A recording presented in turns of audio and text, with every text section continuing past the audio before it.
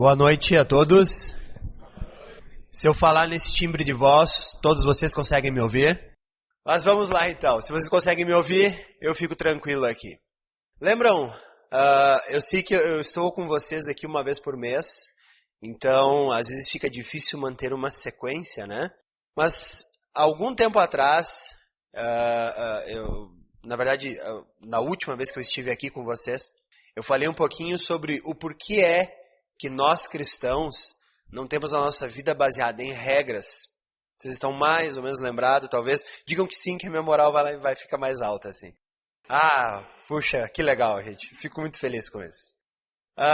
Mas eu quero que a gente entenda por completo. Então hoje eu quero dar uma continuidade e quem sabe até um encerramento sobre aquilo que eu falei. Eu disse que nós cristãos não temos a vida baseada em regras. Nós temos uma vida baseada em princípios. E hoje, então, eu quero concluir o porquê a nossa vida é, então, baseada nesses princípios e talvez até, quem sabe, alguns dos princípios que nós devamos ter para a nossa vida. Primeiro, eu quero usar de uma ilustração, talvez alguns de vocês vão achar estranha, talvez alguns não. Vocês já ouviram falar da complexibilidade irredutível? Não? Tá bom. Eu vou explicar um pouquinho, eu também nunca tinha ouvido falar, mas é o seguinte, existem estruturas que têm um nível mínimo de peças para funcionar. Isso significa complexidade irredutível. Embora seja complexo, qualquer parte que você tirar, você faz todo o aparato parar de funcionar. Então, imagina você, eu tenho lá uma churrasqueira elétrica na minha casa. E esses dias foi aí que eu tirei esse princípio. Um dos espetos giratórios não fazia a sua função, ele ficava ali parado. Todos os outros 4, perfeitos. E aquele ali parado. Eu disse, mas que coisa, o que está acontecendo com esse bicho aí? Aí fui tirar, abri a churrasqueira e eu vi que funcionava por meio de engrenagens. E uma engrenagem, justamente aquela que trocava esse espeto, ela tinha saído, ela estava fora de todo o conjunto. Então, todas as engrenagens giravam, menos essa. Quando eu coloquei ela no lugar, toda a churrasqueira voltou a funcionar de forma certa. Eu quero que vocês entendam isso, porque eu vou mostrar para vocês agora, porque hoje eu quero que vocês entendam como funciona a justiça de Deus. E ela funciona, por isso que eu peguei um esqueminha, mais ou menos como o da minha churrasqueira. Para entendermos a justiça de Deus, ela funciona assim, a grande engrenagem que vai ser a mestre de tudo aquilo que Deus faz por nós, é a justiça de Deus. Ela precisa estar conectada a uma segunda estrutura, que é aquilo que Ele faz para nos tornarmos justos. E a última engrenagem, então, é a fé em Cristo. Essas 3 engrenagens devem funcionar todas juntas. Da onde eu tiro essa ideia? Abra sua Bíblia em Romanos, capítulo 3, versículo 21. Vamos ver como é que funciona então esse conjunto de engrenagens aí. Romanos, capítulo 3, do versículo 21 ao versículo 31. Todos chegaram lá? Então eu vou ler, você acompanha comigo aí. Mas agora se manifestou uma justiça que provém de Deus, independente da lei, da qual testemunham a lei e os profetas. Justiça de Deus, mediante a fé em Jesus Cristo, para todos os que creem. Não há distinção, pois todos pecaram e estão destituídos da glória de Deus, sendo justificados gratuitamente por sua graça, por meio da redenção que há em Cristo Jesus. Deus o ofereceu como sacrifício para a propiciação mediante a fé, pelo seu sangue, demonstrando sua justiça. Em sua tolerância, havia deixado impune os pecados anteriormente cometidos. Mas, no presente, demonstrou sua justiça, a fim de ser justo e justificador daqueles que têm fé em Jesus. Onde está, então, o motivo de vanglória? É excluído baseado em que princípio? No da obediência à lei? Não, no princípio da fé. Pois sustentamos que o homem é justificado pela fé, independentemente da obediência à lei. Deus é Deus apenas dos judeus? Ele não é também Deus dos gentios? Sim, dos gentios também, visto que existe um só Deus que pela fé justificará os circuncisos e os incircuncisos. Anulamos então a lei pela fé? De maneira nenhuma. Ao contrário, confirmamos a lei. Paulo faz essa estrutura, só que Paulo vai usar aqui de um debate. Mas você pode ter visto ali que o foco principal de Paulo, desde o início desses 10 versículos aqui, é a justiça de Deus. Tudo gira em torno de que Deus tem uma justiça e essa justiça precisa ser aplacada. Ela precisa ser completa. Ela é uma justiça que precisa ser acomodada. Aí Paulo vai dizer, ok, como é que nós então acomodamos essa justiça de Deus? É Ele quem vai nos tornar justos, é o que Paulo diz. Olha só, é Deus que vai nos tornar justos. E aí isso vai de encontro àquilo que muitas pessoas pensam, ou na época de Paulo pensavam. Deus me torna justo. Isso é diferente de eu tornar-me justo diante de Deus. É extremamente diferente uma coisa da outra. Eu não consigo me tornar justo diante de Deus. Versículo 23, pois todos pecaram e estão destituídos da glória de Deus. Não tem como eu me colocar lá diante de Deus praticando alguns atos e aí dizer que agora, com esses atos praticados, eu sou aceitável diante de Deus. É Deus que vai nos tornar justos. E aí vem com a pergunta, ok, como? A terceira engrenagem, com a fé em Cristo Jesus. Esse é o elemento que faz com que nós, então, sejamos justos diante de Deus. Termos fé em Jesus. Se você tirar qualquer dessas engrenagens, não vai funcionar. Não tem como funcionar. Nós vamos ficar patinando, quem sabe, loucamente, mas ainda assim não vai produzir nada daquilo que desejamos. Então, por isso, não existe para o cristão um conjunto de regras. Nós gostamos de conjuntos de regras. É mais fácil para nós. Então, o que eu quero? Eu quero sentar e eu quero que alguém me diga o que eu tenho que fazer. O que eu tenho que fazer? Tem que vir na celebração uma vez por domingo. Tá? Todos os domingos eu posso faltar algum? Bom, aí tu que sabe, vamos ver e tal. Tá, legal. O que mais eu tenho que fazer? Não, você tem que ir para um grupo célula. Então tá, eu vou para o meu grupo célula. Mas todos, ou eu posso faltar um, posso faltar dois, ou de vez em quando. E aí nós vamos começando a colocar regras. Quanto tempo eu tenho que orar por dia? 5 minutos? 10 minutos? 15 minutos? 20 minutos? Pelo menos 5 minutos. Então pelo menos 5. Quantos capítulos da Bíblia eu tenho que ler?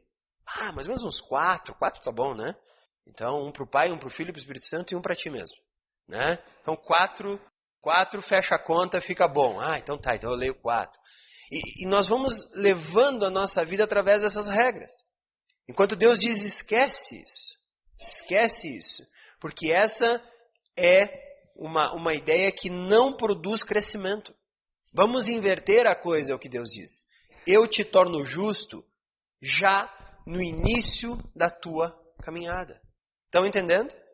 Então significa que Deus me tornar justo não é um caminho cheio de degraus pelo qual eu tenho que subir até chegar lá em cima e ser considerado perfeito. Não é nada disso. Tornar-se justo diante dos olhos de Deus significa que a partir do momento em que eu aceito Jesus, eu já sou justo plenamente.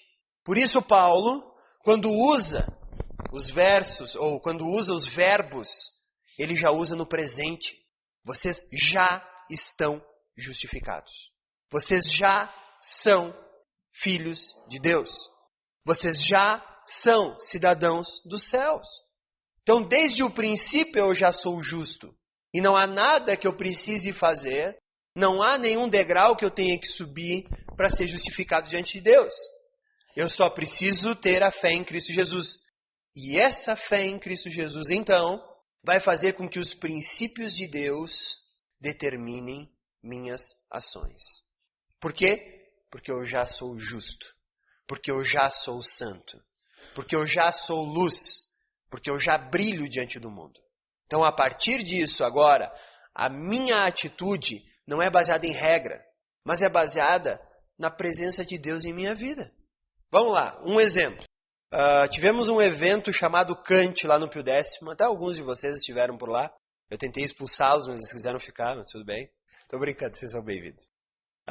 Nós tivemos um evento que foi uma noite só de músicas, só de louvor, em que o pessoal estava lá para cantar. Felipe deu um testemunho, mas o principal era a música. Um rapaz foi, de visitante, amigo de um rapaz do meu grupo Célula, e foi no Cante, daí foi na celebração de domingo, aí apareceu no grupo Célula, disse, pronto, agora, né? Chegou mesmo. E aí nós estávamos num lugar lá em Caxias, agora eu não lembro, estávamos o Edu, esse rapaz, o Marcelo que trouxe esse rapaz e eu. E daí alguém falou de cerveja, alguma coisa assim, e ele disse assim, tá, mas e a nossa religião deixa tomar cerveja? Eu falei assim, mas que nossa religião? Tu chegou ontem? Mas essa é a ideia. Eu disse para ele, cara, não é religião, esquece a ideia de religião, porque religião sim dá a ideia de um conjunto de regras que eu faço para agradar a Deus. Não, é princípio. Qual é o princípio? Aí você pega alguns versículos e você mostra que o princípio é não embriagar-se, é não tornar-se dependente. Então existe uma forma moderada e até saudável de eu desfrutar de um pouco de bebida alcoólica. Interessante. Né? Então, por exemplo, se eu disser para vocês assim, bom, eu não adultero. É regra da tua religião, né? Não adulterar é a regra da tua religião. Não. É um princípio. Qual é o princípio? Deus me deu uma esposa. Essa esposa agora, ela passa a ser uma só carne comigo. Eu tenho que pensar sempre no bem-estar dela antes do meu. Então significa que tudo que eu fizer, ela vai estar em evidência. Ou o que fizer bem para ela vai estar em evidência nas minhas atitudes. Adultério está dentro dessa regra. Mas também está a presença de Deus faz com que eu tenha relacionamentos santos. Então, cai também dentro desse princípio que eu tenho para a minha vida. Então, a partir desses princípios, e não são regras, eu agora posso ter um casamento extremamente saudável. E não é regra.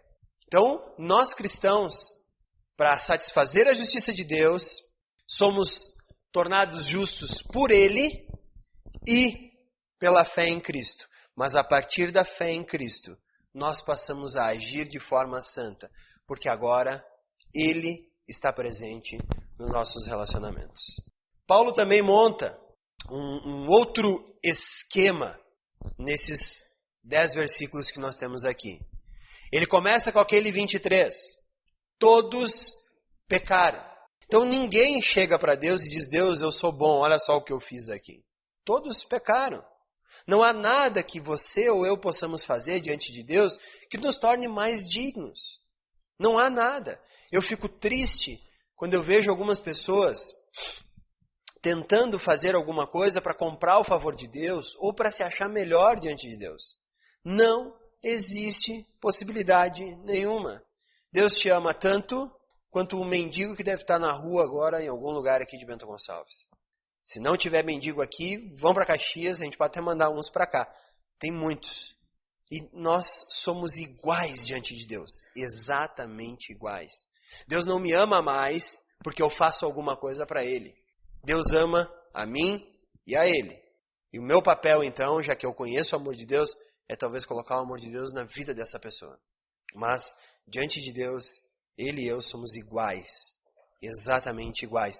Todos pecaram. A lei e os profetas testemunham isso. Elas testemunham que todos pecaram. Paulo até lá na frente, no capítulo 5 do mesmo livro de Romanos, capítulo 5, versículo 20, ele vai dizer assim, a lei foi introduzida para que a transgressão fosse ressaltada. Ops, como assim? Imagina que eu estou vindo de Caxias para Bento Gonçalves. Entre essas duas cidades, no meu trajeto, existe Farroupilha. E, na verdade, segundo o Serginho Vergani, vocês conhecem, ele diz que Bento e Caxias fazem parte da grande Farroupilha. Né? É isso que o Serginho fala. Bento e Caxias são bairros da grande Farroupilha. Então você imagina aí que quando você entra no perímetro urbano de Farroupilha, qual é a velocidade máxima permitida? Alguém faz ideia? 50 km por hora. Por isso tem aquelas benditas, amáveis lombadas. Ele tem que segurar o pezinho. Tu vem chutadinho e tem que segurar, né, e tal. Por quê? Porque tem um monte de pessoas que atravessam a rua ali. E aí, se eu estiver acima da velocidade, eu posso não ver alguém pode não ver meu carro, e velocidade, mas ninguém viu alguém, já sabe o que dá, né? Dá um problema. Então, você abaixa a velocidade, você aumenta a possibilidade de alguém ver alguém, e também minimiza o efeito de um grande impacto. Se não tivesse aquelas lombadas, você acha que eu passaria a 50 no perímetro urbano de Farroupilha? Não, né? Então, na verdade, aquelas placas ali estão só para me avisar que o meu coração é mau, não vai pensar no bem-estar do outro, vai pensar no meu carro e na minha aceleração, e em eu chegar mais rápido em Caxias, e eu não vou respeitar os habitantes de Farroupilha. E se eu puder, eu vou passar a 100 por hora ali. Só vou dar uma diminuída na Santa que faz uma curvinha aqui, senão tu dá no meio ali e tua viagem acaba ali. Tirando aquilo, eu passaria a toda velocidade ali. Então, na verdade, o que aquelas placas evidenciam? Meu coração é mau. Meu coração não pensa no outro. A lei de Deus foi introduzida para me avisar que sem um princípio qualquer, o meu coração é extremamente mau, extremamente egoísta e não vai pensar no teu bem-estar, vai pensar só no meu bem-estar. Por isso, a lei foi introduzida para que a transgressão fosse ressaltada. A lei só serve para mostrar que eu sou o mal, mas ela não tem poder de me tornar bom. Porque se o problema está no meu coração, a lei é só a lei. Ela não muda meu coração. Ela é só uma cerca. Mas eu posso passar essa cerca. Então, Deus vai me tornar justo. A expiação só vai acontecer através de Cristo Jesus. Não é pela obediência à lei. Porque a lei só mostra que eu sou o mal. Até brinquei hoje. Eu disse assim, a mesma coisa que eu fui, né? Cheguei lá no plantão da Unimed, quinta-feira à noite, parecia uma vara verde tremenda. Eu tinha terminado de dar um curso no Pio-10, eu estava com um pouco de dor de garganta durante o dia, de repente estava com febre, dei aula com febre mesmo, já que era a última aula do semestre, e fui plantar na Unimed. Cheguei lá tremendo, diz o médico, meu Deus do céu, o que está acontecendo com esse guri aí? Ele pensou, deve estar com uma pontada ou uma loucura, alguma coisa assim, me mandou fazer um raio-x dos pulmões, e aí estava tudo bem.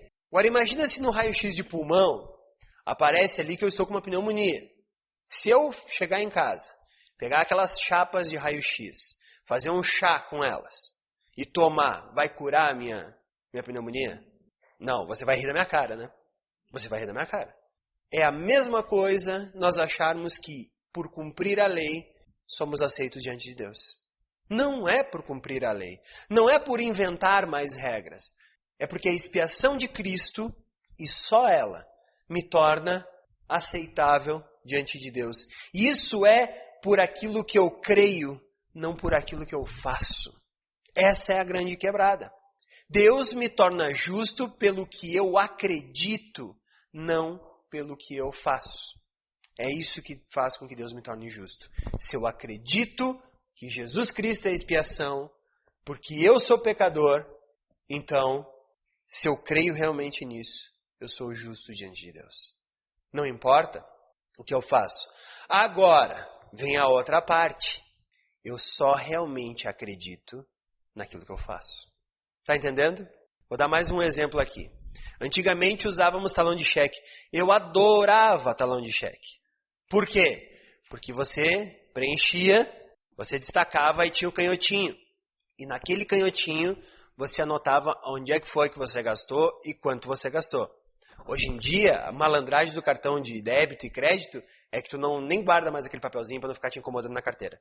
Né? Eu já jogo fora, sei lá, faço alguma coisa assim. Aí chega o final do mês, aí minha chefe pitbull em casa, onde é que foi gasto tal coisa? Eu nem sei. 20 pila aqui numa... eu acho que eu fui tomar um café com alguém lá da Aliança e devo ter gasto ali na padaria. Pois é, tá gastando muito na padaria, hein? Né? Então, não, e ainda bem que tem alguém que controle, porque se fosse eu deixava meu salário na padaria. Eu adoro café com torta. Nossa, é muito bom. Quer fazer um discipulado comigo, me convida a tomar um café com torta na padaria. Deus do livre. Tem uma torta chamada Banana Maravilha. Nossa, fantástico. Fantástico, muito boa. Então, lá em casa a chefe já sabe, né? Tô vendo, tá muita torta aqui. Então, o talão de cheque, quando eu anotava ali exatamente o que eu tinha feito, na verdade, quando eu olhava no final do mês para conferir, eu tinha todos os meus valores ali. Porque você só gasta em dinheiro naquilo que você considera importante para você. Já parou para pensar nisso? Então, quando eu olhava no meu talão de cheques, ali estava realmente o que eu acreditava. Aonde eu gasto meu dinheiro, é isso que eu realmente acredito. Então significa que aquilo que eu faço na minha vida é o que eu realmente acredito. Não adianta eu chegar aqui para vocês e dizer que vocês têm que amar o próximo, e eu sair por aí que nem louco. Não. Se esse realmente é um princípio na minha vida, eu vou dar exemplos de amor ao próximo. E de novo, isso não é lei, isso não é regra, é princípio de vida. Vocês conseguem entender por que nós não somos regidos por um conjunto de regras, mas por princípios que se baseiam na presença de Deus em minha vida? É isso. É assim que funciona toda a engrenagem. Qual é o caminho de Deus, então? Qual é o caminho que Deus elegeu para a sua justiça? Primeiro, é um caminho que está aberto a qualquer um. Isso é bom.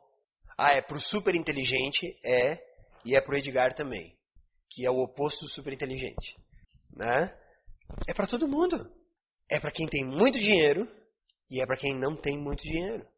É para quem tem pós-graduação e doutorado e pós-doutorado e etc. Mas é para quem mal e mal completou a terceira série do ensino fundamental. Não é nem mais série, agora é ano, né? Está aberto para qualquer um. Por isso que é uma justiça de Deus e por isso que ela é justa. Porque qualquer um pode alcançar. Essa é a justiça de Deus. Também é gratuito. É de graça. É de graça. Não precisa pagar nada. Não precisa trazer nada. Não precisa ter nada. Pecado nunca fica impune. É o que Paulo diz aqui. O que Deus fez foi atrasar a justiça do pecado até vir a cruz de Jesus. E aí Deus então pegou e jogou todo o pecado da humanidade sobre aquela cruz. Foi esse o peso que Jesus sentiu ao carregar aquela cruz. O pecado nunca ficou impune. E nunca qualquer pecado que eu faça fica impune. Ele é colocado sobre Cristo, na cruz de Cristo. E Cristo carrega esse pecado. Mais ainda do que carregar, Cristo me liberta desse pecado e me cura desse pecado. E esse caminho, então, ele só passa pela cruz de Cristo. Não existe outro caminho. Não existe um monte de regras que eu tenho que cumprir. Não existe um jeito que eu tenho que fazer as coisas. Eu só preciso chegar lá, nessa cruz. E a partir do momento em que essa cruz me salva, eu agora estou pronto para desfrutar de tudo aquilo que Deus tem para mim. E aí então a minha vida agora não é baseada em religião, não é baseada em regra, mas é baseada na presença de Deus na minha vida. E a partir disso então, tudo o que eu fizer, como Paulo mesmo vai falar lá em Coríntios, quer comais, ou quer comam, quer bebam, que é a NVI, comais e bebais é a Almeida, façam tudo para a glória de Deus. Então, eu não tenho uma vida baseada em regra, mas eu tenho uma vida baseada em um princípio. Tudo que eu fizer, esteja eu sozinho, esteja eu com alguém, tudo deve ser para a honra e glória de Deus. Isso vai fazer com que eu não faça muitas coisas. Também vai me permitir fazer muitas outras coisas. Não por regras. Então não existe um conjuntinho de regras, mas existe um princípio. Deus na minha vida. E a partir daí, tudo para sua honra e sua glória. Eu espero que essa seja a vida de cada um de nós aqui. Eu espero que a luz que brilhe em Bento Gonçalves, em Caxias do Sul, em Farroupilha, qualquer lugar, que seja a glória de Deus através da presença de Cristo em minha vida. E isso vai fazer com que muitos princípios de Deus sejam obedecidos na minha vida. Vamos orar? Senhor Jesus, nós agradecemos imensamente porque a Tua justiça não é pesada, Pai. A Tua justiça, ela não é uma justiça que fica cobrando de nós que sejamos bons. A Tua justiça já parte do princípio de que somos maus, somos egoístas, somos arrogantes. E a partir disso, Tu nos tornas justos, Pai. Obrigado por isso. Obrigado porque Tu és um Deus maravilhoso. E esse sinal da Tua graça, dessa Tua justiça graciosa, é para nós extremamente importante, Pai. Muito obrigado por isso. Deus, eu agradeço porque Tu não esperas que nós sejamos bons suficientes para chegar até Ti. Mas Tu vens a nós quando não merecemos nada e Te apresentas soberano, dizendo: eu Te justifico, meu Filho amado. Pai, essa é a maior honra que nós temos. Que a Tua graça seja realmente tudo em nós. E que a partir disso, sabendo que somos justificados, santos, separados para Ti, possamos viver uma vida de princípios, que leve como base a Tua presença em nossas vidas. E isso, Pai, é diferente de religião, é diferente de regras. É um relacionamento contigo. Assim como eu tenho com todos os que Tu colocas ao nosso redor, nós podemos ter contigo, Deus.